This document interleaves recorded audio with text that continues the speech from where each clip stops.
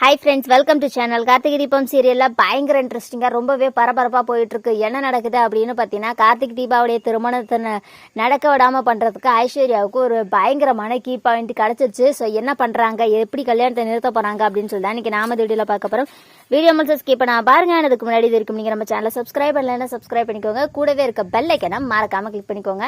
இப்போ வாங்க நாம வீடியோக்களை போகலாம். என்ன நடந்துட்டு இருக்கு அப்படின்னு பார்த்தீங்கன்னா, நம்ம ஐஸ்வர்யா வந்துட்டு இந்த கார்த்திகை தீபாவும் ரொம்பவே சந்தோஷமா இருக்காங்க. என்னடா நம்மளால எதுவுமே செய்ய முடியல அப்படின்னு சொல்லிட்டு அம்மா ஐஸ்வர்யா வந்து பார்த்தீங்கன்னா ரொம்ப டென்ஷனா இருந்துட்டு இருக்க டைமிங்ல டக்குன்னு பூஜை ரூம்ல இருந்து ஒரு சத்தம் கேட்குது.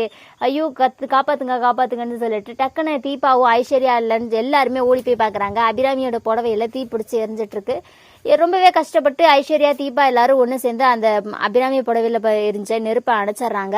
அந்த இடத்துக்கு வந்த ஜானகியும் தர்மலிங்கத்துக்கும் ரொம்பவே கஷ்டமா போயிடுது. எதுக்காக அப்படின்னு பார்த்தீங்கன்னா, இவங்க அவ்வளோ சொல்லியும் அபிராமி வந்துட்டு நான் இந்த கல்யாணத்தை நடத்தியே தீர்வேன்னு சொல்லி பண்றதுனால தான் இதெல்லாமே நடக்குது அப்படின்னு சொல்லி அவங்க ரெண்டு பேரும் தனியா நின்று பேசிட்டு இருக்காங்க. அதாவது தீபாவுடைய அம்மாவும் அப்பாவும் வந்து பார்த்தீங்கன்னா தனியா நின்று இதெல்லாம் பேசிட்டு இருக்காங்க. இவங்க பேசுற எல்லாத்தையுமே கேட்ட ஐஸ்வர்யாவுக்கு செம்ம பாயிண்ட் கிடைச்சிச்சு அப்படின்னு சொல்லிட்டு உடனே தீபா கிட்ட போயிட்டு இந்த விஷயத்தெல்லாம் சொல்லி, நீ இதெல்லாம் தெரிஞ்சுமே இப்படி கல்யாணம் நடந்தே ஆக்கணும்னு சொல்லிட்டு ஆசைக்காக அத்தையை கொல்ல பாக்குறியான்னு சொல்லி கேக்குறாங்க ஐஸ்வர்யா.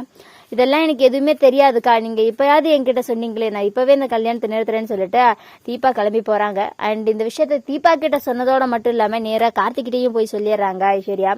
கார்த்திகிட்ட போய் சொன்னோன்னா கார்த்திக் என்ன பண்றாரு அப்படின்னு பாத்தீங்கன்னா உடனே அபிராமியை தேடி வராரு. அண்ட் அதுக்கு முன்னாடியே தீபா வந்துட்டு அபிராமி கிட்ட போயிட்டு, அத்தை எங்களுக்கு உங்க உயிர் முக்கியம், கார்த்திக் சாருக்கு மட்டும் இந்த விஷயம் தெரிஞ்சதுன்னா கண்டிப்பா நான் எடுத்த இதே முடிவை தான் கார்த்திக் சாரே எடுப்பாரு. எங்களுக்கு உங்க உயிரை தவிர வேற எதுவுமே முக்கியம் கிடையாது, எங்களுக்கு நீங்க தான் முக்கியம்.